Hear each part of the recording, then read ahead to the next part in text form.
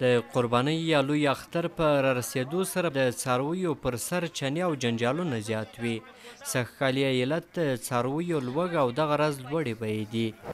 دا د کابل ښار په نقاشنومې سیمه کې د څارویو د پلورلو تر ټولو لوی مرکز دی.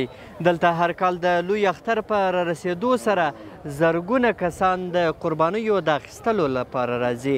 حاجي دین محمد له وردګو ولایت څخه دلته د قربانۍ د اخیستلو لپاره راغلی. په چنو یې پر ځان غرمه کړې او زیاتوي چې د اختر خوشحالۍ ورته په لوړه بیه تمامیږي. د نوموړي په خبره د پخوا په پرتله د څارویو بیې ډېرې لوړې شوې دي. دلته د قربانۍ د مال د اخیستو دپاره راغلی. والله ته نورو کالونو سږ چې ما قیمت کړي دي یو څه قیمته دي. نظر نورو کالو ته د مال یو څه قیمته کوي.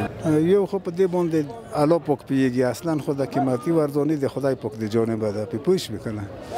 او دویم حساب داسې دی چې د واښه شیان یې هم یو څه پورته وچکالۍ هم دي، مشکلات هم ډېر دي د خلکو. او د خلکو څه مثال پیسې هم نشته. کارونه هم یو څه اندازه نظر نورو کالو ته کارونه هم د خلکو اقتصاد خراب دی.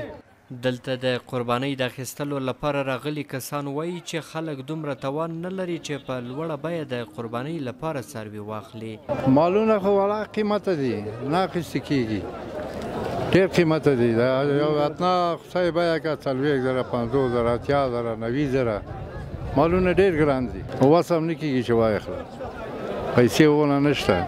دغونه بیه کوي 80,000 80,000. خو برعکس د څارویو پلورونکي بیا وایي چې سږکال یې د پسونو بیې ډېرې ټیټې شوې دي. خو له دې سره سره بیا هم خلک د پخوا په څېر ورڅخه څاروي نه پیري. تاسو وینئ چې د تیرو کلونو په شان باندې نن بیا هم زرګونه کسان د قربانیو د اخیستلو لپاره دلته راغلي دي.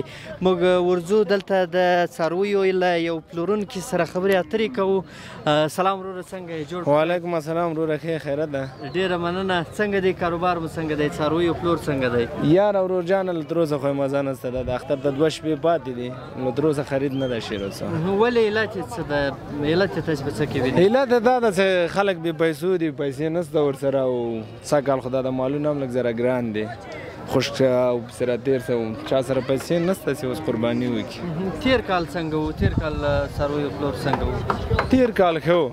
تېر کال ښه و. یو خو دولت هم ډېر مال حلالیده او نور خلکو سره کاروبار هم لږ سم و. ښه خرید و فروش کېده. یعنې یوه میاشت مخکې له اختر نه خرید و فروش شروع کېده. اوس نو دا تر اوسه خرید و فروش نه ده شوی. مهراب خان کاکا بیا له یوې لرې پرتې سیمې د بازار د ګرمولو لپاره دلته راغلی. خو داسې ښکاري چې د تیرو کلونو په پرتله یې کارونه کمزوري شوي دي. موږ خو دغه مالونه سره توپیایي نه د مالونه سره راولو او وړومبی مالونه و جګ و. اوس دغسې دي نه چې دا میږي په 4,000 5,000 غواړي. هر سړی په خپل هغه باندې البزان ته چې چا خرید کړی ده په هغه خرید کې هر یو باندې اوښتې دي. اوس انډیواله نه دغه د 5,000 4,000 غواړي د 10,000 روپۍ میږي دي. وچکالۍ د تاثیر کړی ده چې دا ټول د وچکالۍ د هغه راوستلی د ارزاني هغه راوستلي دي. لوی اختر د مسلمانانو لپاره ځانګړی ارزښت لري او هر کال د دې اختر په رارسېدو سره هغه کسان چې اقتصادي وضعیت یې ښه وي د قربانۍ لپاره څاروي اخلي او بیا یې یوه برخه پر بېوزله کسانو ویشي. احسان الله کریمي، CMG، کابل.